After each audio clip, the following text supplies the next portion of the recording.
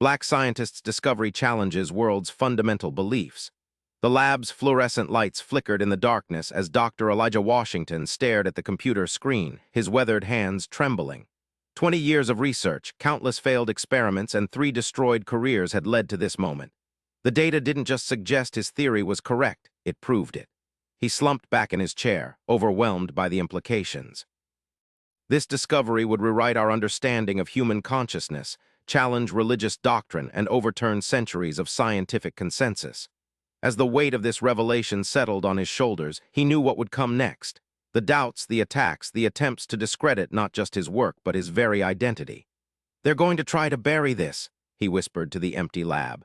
"And they're going to try to bury me with it." He reached for his phone to call the one person who might understand what this meant. But before his fingers could dial, the lab door burst open. "Dr. Washington?" The university security guard looked unusually tense. "There are some men here from the National Science Foundation. They say it's urgent." Elijah knew immediately. Somehow, they already knew. 3 months earlier, Dr. Elijah Washington had been fighting to keep his small research lab operational at Westfield University. At 62, he was considered past his prime by many of his younger colleagues, an aging scientist clinging to theories that had never gained traction in the mainstream scientific community. His work on quantum consciousness, specifically, the theory that human consciousness existed in a quantum field that transcended physical brain matter, had been dismissed as fringe science for decades. "Elijah, be reasonable," Dean Peterson said, leaning forward across his polished mahogany desk. "The university can't continue to fund research that hasn't produced significant results in over a decade. Thomas, you know as well as I do that breakthrough science doesn't operate on administrative timelines," Elijah replied, struggling to keep the frustration from his voice. "Watson and Crick, Einstein, Curie, they all faced skepticism before validation." The dean sighed, removing his glasses to polish them with a handkerchief, a habit Elijah had come to recognize as a stalling tactic. "The difference is they eventually produced evidence. Your quantum consciousness theory remains, speculative at best. I'm close, Thomas. The new quantum resonance scanner is yielding data that strongly suggests consciousness creates measurable fluctuations in quantum fields. Give me 6 more months." Dean Peterson replaced his glasses, his expression softening slightly.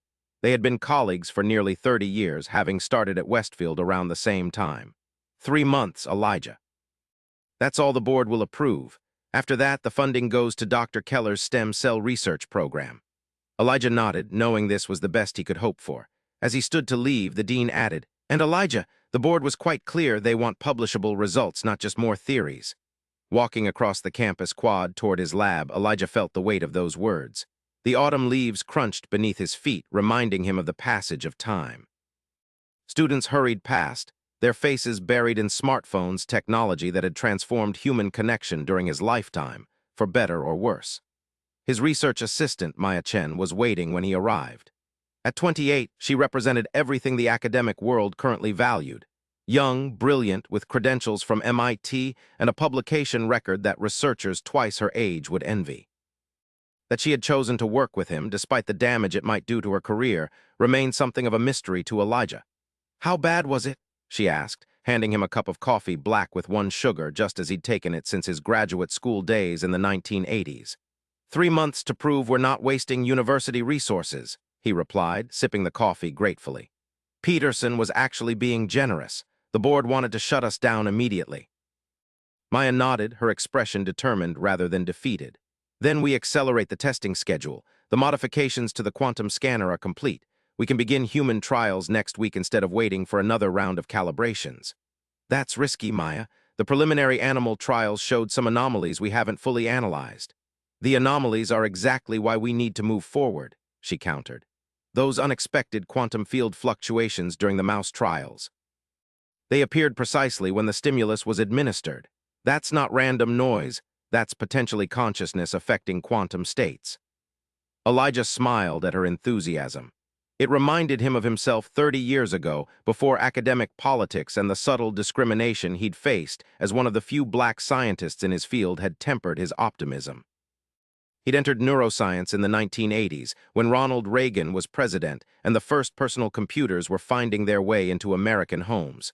Back then, suggesting that consciousness might be more than just electrochemical brain activity was enough to get you laughed out of conferences. "All right," he conceded. "But we follow safety protocols to the letter, and you're not going to be the first test subject, no matter how much you volunteer." Maya grinned. "Already found our first volunteer, Dr. Rodriguez from Cultural Anthropology. She's fascinated by our work." That evening, Elijah sat in his modest apartment, surrounded by books that chronicled the evolution of neuroscience and quantum physics over the decades. On the wall hung a faded photograph of himself with his mentor, Dr. William Turner, at his Ph.D. graduation in 1989. Turner had been one of the few established scientists willing to support a young black researcher with unconventional ideas. "The established order always resists paradigm shifts, Elijah," Turner had told him. "Science progresses one funeral at a time, as Max Planck said. The old guard has to die off before new ideas can flourish." Now Elijah was part of that old guard, still fighting for his revolutionary ideas to be taken seriously. He picked up a framed photo of his late wife, Sarah, who had passed away from cancer 5 years earlier. She had been his staunchest supporter, believing in his work even when the evidence was thin. "I think we're close, Sarah," he whispered to the photograph.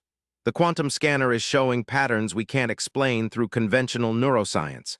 Consciousness might actually be manipulating quantum fields, just as I've theorized." He placed the photo back on the shelf and opened his laptop to review the data from the latest animal trials. The patterns were subtle but undeniable quantum field fluctuations that correlated with stimulus response in ways that couldn't be explained by random chance or equipment error.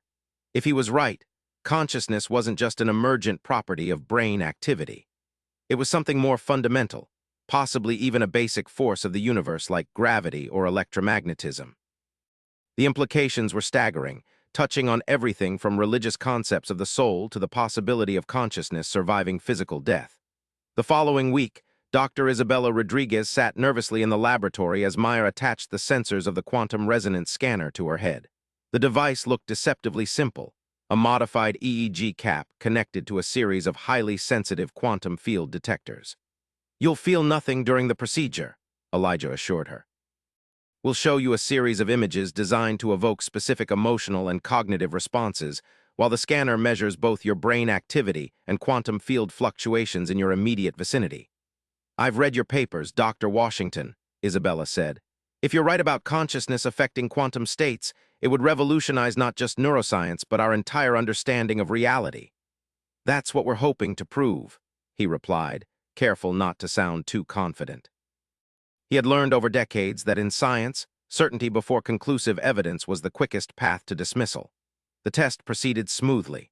Isabella viewed images ranging from fractal patterns to emotionally charged scenes, while the equipment recorded mountains of data. Nothing seemed extraordinary until they reached the final phase, a series of images related to Isabella's field of anthropology, including artifacts she had personally discovered during fieldwork in Peru. As the image of a particular pre-Incan figurine appeared, the quantum scanner's readings spiked dramatically. "That's unusual," Maya said, studying the readout. "Dr. Rodriguez, could you tell us about your connection to this artifact?" Isabella's eyes widened. "I discovered it myself during a dig in 2012. It was a profoundly emotional moment, the culmination of years of work. How did you know to include that specific image?" "We didn't," Elijah said quietly, staring at the data. Image selection algorithm chose it randomly from a database of archaeological finds. The quantum field fluctuation we just recorded was 10 times stronger than anything we've seen in previous trials. Later that night, after running preliminary analyses of the data, Elijah and Maya sat in stunned silence. "It's not just correlation," Maya finally said. "The quantum field fluctuations preceded the emotional response. According to everything we know about causality, that shouldn't be possible." "Unless consciousness isn't confined to the physical brain," Elijah replied. "Unless it exists partly in quantum fields that aren't bound by conventional time and causality. Do you realize what this means? If consciousness can affect quantum states and quantum effects can operate outside normal causality, it means consciousness might transcend both space and time," Elijah finished. "It means everything we think we know about the mind, about reality itself, needs to be reconsidered." They worked through the night, analyzing and reanalyzing the data, looking for any conventional explanation. By morning, they had confirmed their initial findings and designed a more rigorous follow-up experiment. Over the next 2 months, they conducted tests with 20 more volunteers, refining their methods and accumulating compelling evidence. The pattern was consistent quantum field fluctuations that correlated with conscious experiences but operated outside normal causal relationships. The data suggested that consciousness was not merely an emergent property of brain activity, but something that interacted with a more fundamental level of reality. As their funding deadline approached, Elijah prepared to present their findings to the university board. The night before the presentation, he received an unexpected visitor at his lab. "Dr. Keller," Elijah said, surprised to see the head of the stem cell research program standing in his doorway.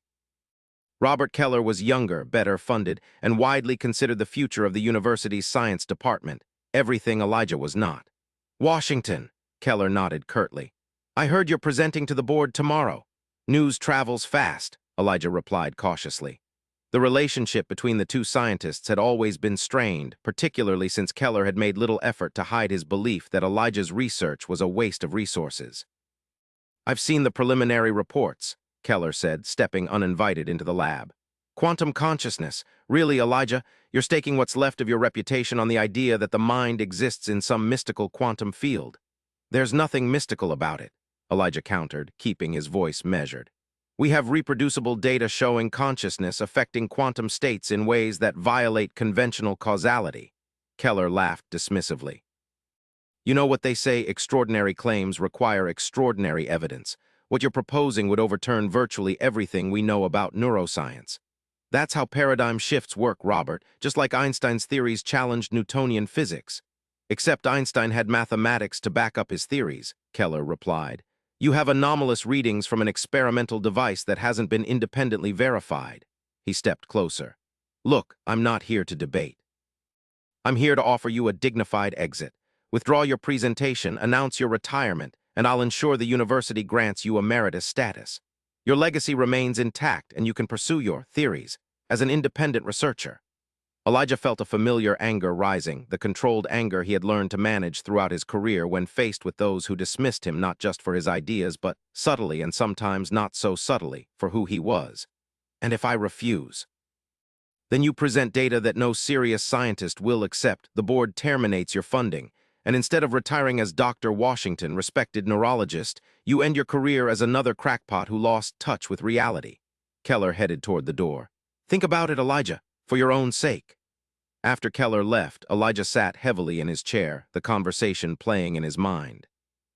Throughout his career, he had faced variations of this scenario, the establishment protecting itself from ideas that threatened consensus, often using the respectability of the objector as leverage. He called Maya, who arrived 20 minutes later, concerned by the tone of his voice.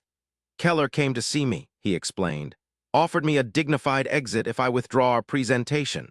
Maya's expression hardened. "He's scared, they all are. Our data doesn't just challenge current theories, it undermines the mechanistic worldview that's dominated science since the Enlightenment." "Or maybe they're right," Elijah said quietly. "Maybe we're seeing patterns where none exist because we want to believe consciousness is more than just brain chemistry." "That's not you talking," Maya replied firmly. "That's every doubter who's tried to make you question yourself over the years. Look at the data, Elijah. 23 subjects, consistent quantum field responses that precede neurological activity.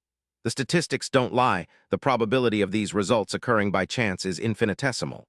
Elijah nodded slowly. "You're right. We present tomorrow as planned." The next morning, Elijah stood before the university board, his presentation ready.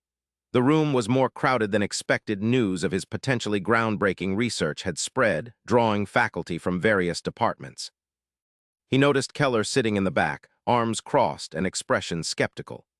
"Ladies and gentlemen," Elijah began, "for centuries we've debated the nature of consciousness. Is it merely an emergent property of brain activity or something more fundamental? Today, I present evidence suggesting consciousness interacts with quantum fields in ways that challenge our current understanding of both mind and reality." He proceeded to outline their methodology and findings, careful to address potential objections before they could be raised. As he displayed the data showing quantum field fluctuations preceding neurological responses, he could see the board members exchanging concerned glances. "To put it simply," he continued, "our research suggests consciousness may exist partly outside conventional space-time, operating at the quantum level where traditional causality doesn't apply. This could explain phenomena that have long puzzled neuroscience. from the binding problem of how the brain creates unified experience to the hard problem of why physical processes generate subjective experience at all. When he finished, there was a moment of silence before Dean Peterson spoke. "This is quite extraordinary, Dr. Washington. If verified, it would indeed represent a paradigm shift in our understanding of consciousness." "If verified" being the operative phrase, Keller interjected from the back. "The methodology here raises serious questions. A custom-built quantum scanner with no peer validation, results that conveniently support Dr. Washington's long-held theories. This wouldn't pass peer review at any reputable journal." "The scanner's design specifications are included in the appendix," Elijah replied calmly. "And we've invited independent verification of both our equipment and methods." Dr. Helena Wung, a physicist on the board, leaned forward. "Dr. Washington, while your data is intriguing, the implications seem to venture beyond neuroscience into areas traditionally addressed by philosophy or even theology. Are you suggesting consciousness might be independent of the physical brain? Some might interpret that as scientific support for concepts like the soul." Elijah had anticipated this question. Throughout his career, he'd been careful to frame his research in strictly scientific terms, avoiding religious implications that might further marginalize his work.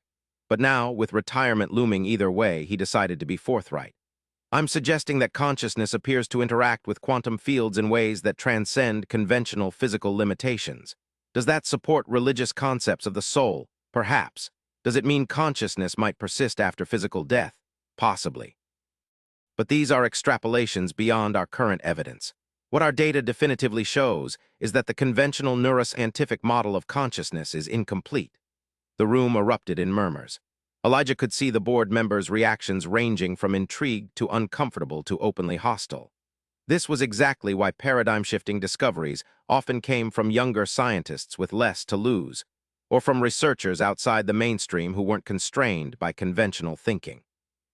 After a brief deliberation, Dean Peterson announced the board would need time to review the full data before making a decision about continued funding.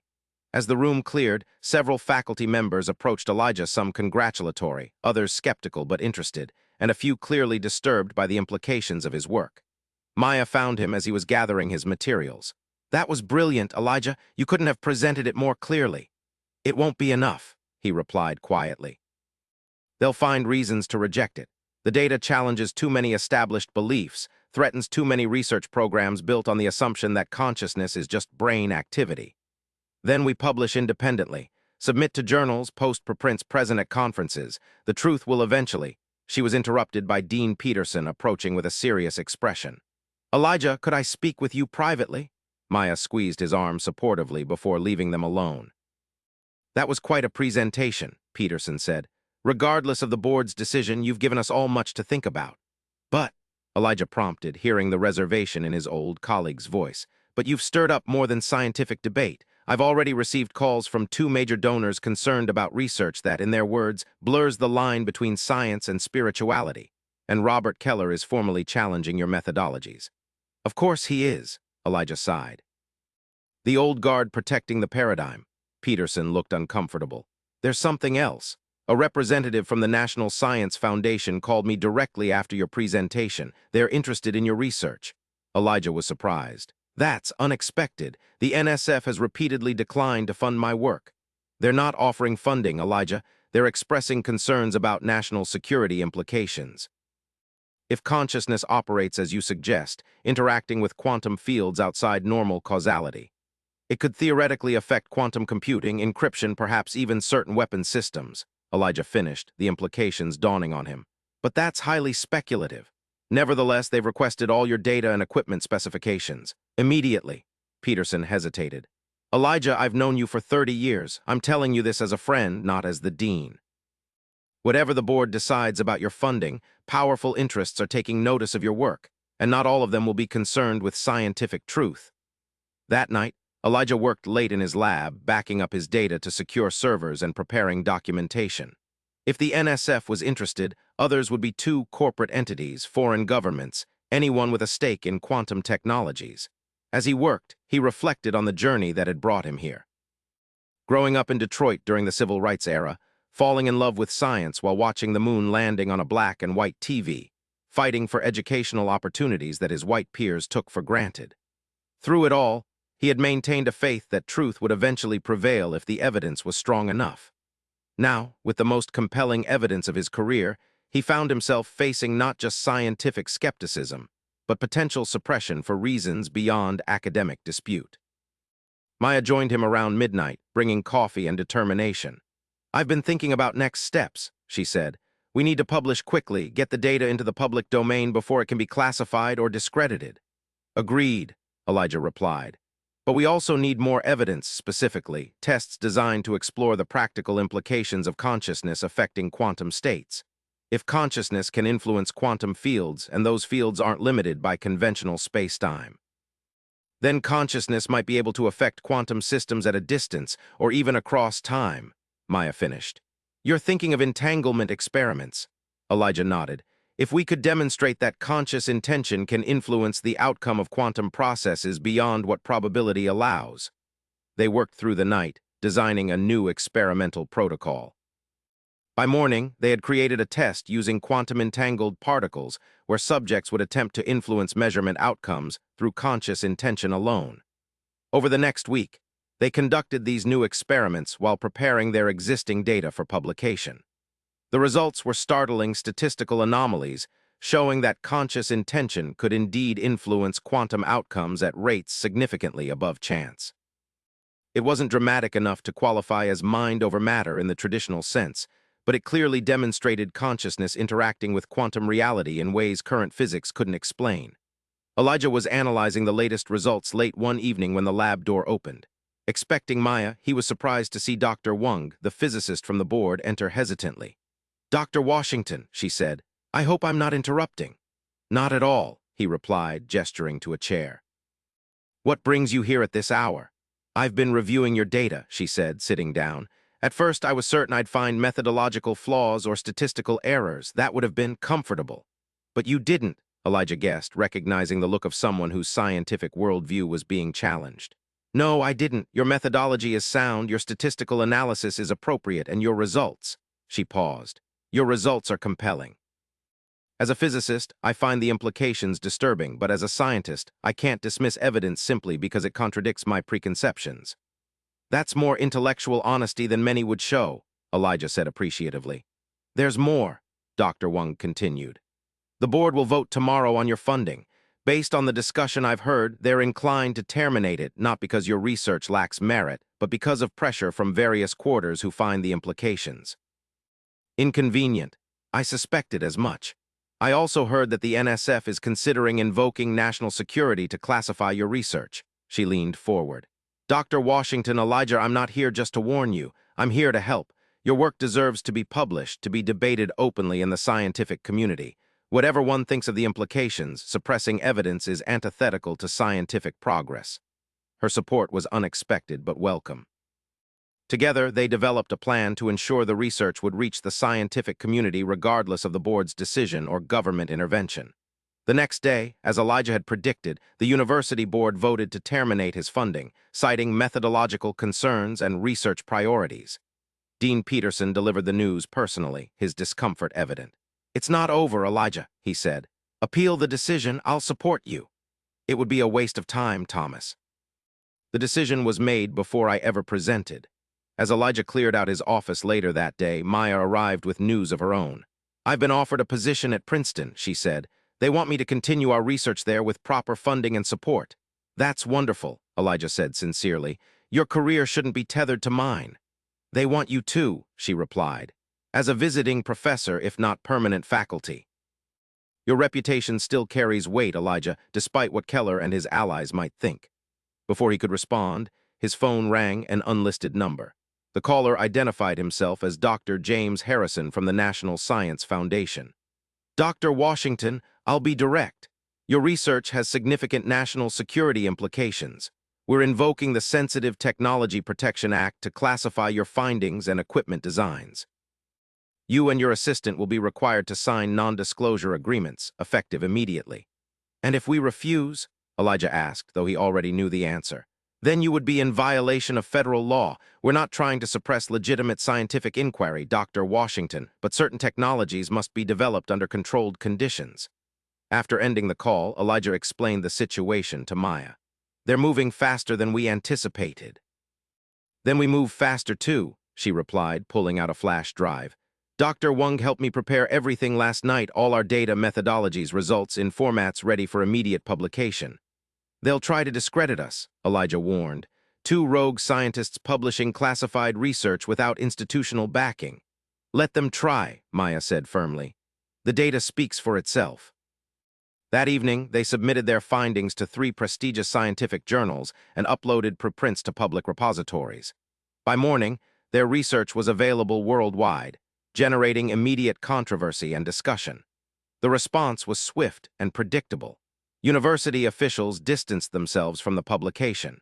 Government representatives issued carefully worded statements neither confirming nor denying the research had been classified.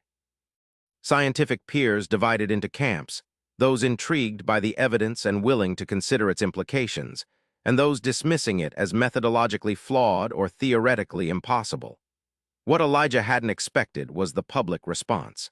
As news of the research spread from scientific circles to mainstream media, something remarkable happened. People from diverse backgrounds, scientific, religious, philosophical, found meaning in the possibility that consciousness might be more fundamental than previously thought. Religious leaders saw validation of spiritual teachings about the soul. Philosophers found new avenues to explore age-old questions about mind and reality. Even some physicists and neuroscientists, particularly younger ones less invested in existing paradigms, expressed excitement about the research opening new frontiers. 2 weeks after their publication, as Elijah was preparing to accept Princeton's offer, he received another unexpected visitor. A distinguished older man in a wheelchair introduced himself as Dr. Richard Dawkins, a Nobel laureate in physics whose work on quantum field theory had revolutionized the field in the 1990s. "I've been following your work with great interest, Dr. Washington," Dawkins said, after Elijah had welcomed him into his apartment. "Your findings regarding consciousness and quantum fields align remarkably well with theoretical models I've been developing privately for years." "You've been researching quantum consciousness?" Elijah asked, surprised. Dawkins had never published anything suggesting such interests. "Not officially," the older scientist admitted. "The academic climate wasn't receptive, and I had other battles to fight. But in retirement, I've returned to questions that fascinated me as a young man, questions about the fundamental nature of consciousness." He handed Elijah a thumb drive. "My notes, unpublished papers, theoretical models, all supporting your findings from a different angle. I believe together our work creates a more complete picture." "Why share this now?" Elijah asked. Dawkins smiled sadly. "I'm dying, Dr. Washington. Pancreatic cancer. I have perhaps 3 months. I've lived my life in service to scientific truth, and I cannot take this to my grave when it might help humanity reach a deeper understanding of consciousness, of what we truly are." The addition of Dawkins' theoretical framework to Elijah's experimental data created a more comprehensive and compelling case. When they published jointly a month later, the scientific community could no longer dismiss the work as easily. Dawkins' reputation forced serious consideration of ideas that might otherwise have been marginalized. As Elijah prepared for his move to Princeton, Maya arrived at his apartment with breaking news. "The NSF has dropped its classification efforts," she announced triumphantly. "Apparently, attempting to suppress research that's already been downloaded by researchers in 83 countries was deemed impractical and counterproductive." "That's not the only reason," Elijah replied, showing her an email he had received that morning. 3 independent labs in Switzerland, Japan, and Canada have replicated our basic findings. The quantum consciousness genie is out of the bottle." 6 months later, Elijah stood at a podium in Stockholm, preparing to deliver a lecture following the Nobel Prize ceremony. The journey to this moment had been anything but smooth. Even with mounting evidence and independent verification, the scientific establishment had resisted the paradigm shift his work represented. Yet gradually, as more researchers built upon his discoveries, a new understanding of consciousness had begun to emerge, one that saw it not merely as a product of brain activity, but as a fundamental aspect of reality that interacted with quantum fields in ways that transcended conventional physical limitations. Looking out at the audience, Elijah saw Maya in the front row, now leading her own research team at Princeton. Behind her sat Dean Peterson and, surprisingly, Dr. Keller, whose initial skepticism had eventually given way to cautious acceptance as the evidence became irrefutable. Dr. Wang was there too, her early support having evolved into full collaboration. In the years since their initial discovery, the implications had expanded far beyond neuroscience. Quantum computing had been revolutionized by incorporating consciousness-sensitive components. Medical researchers had developed treatments for previously intractable consciousness disorders. Philosophers and theologians had found new common ground for dialogue about the nature of mind and reality. Yet for Elijah, the most profound impact remained personal. His work had validated what he had intuitively sensed throughout his life. That consciousness was not merely an epiphenomenon of brain activity, but something more fundamental, something that connected all living beings at a level deeper than physical reality. As he began his lecture, he thought of his late wife Sarah, of his mentor Dr. Turner, of all those who had believed in him when the evidence was still thin and the opposition formidable. He thought of the young black boy in Detroit who had watched the moon landing and dared to believe he too could reach for the stars. "Ladies and gentlemen," he began, "we stand at the threshold of a new understanding of consciousness, one that bridges the ancient wisdom of spiritual traditions and the rigorous methodology of modern science. In discovering that consciousness interacts with quantum fields beyond the constraints of conventional physics, we haven't just expanded our scientific knowledge, we've expanded our understanding of what it means to be human." He paused, looking out at the faces representing the global scientific community, a community that had initially rejected his ideas but now celebrated them. "The journey to scientific truth is rarely straightforward," he continued. "Paradigm shifts are resisted, evidence is questioned, and those proposing revolutionary ideas often face skepticism and even suppression. Yet the scientific method, for all its human imperfections, ultimately leads us toward deeper understanding, if we have the courage to follow the evidence wherever it leads." As he concluded his lecture to thunderous applause, Elijah reflected that the greatest discovery wasn't just that consciousness interacted with quantum fields. It was that human knowledge advanced not through comfortable consensus, but through the willingness to challenge fundamental beliefs when evidence demanded it, even when those challenges came from unexpected sources, even when they led to uncomfortable truths. In the end, what had begun as one scientist's quest to understand the nature of mind had become humanity's journey toward a more profound understanding of itself. A journey that would continue long after he was gone, expanding our conception of what consciousness is and what it means for our place in the universe.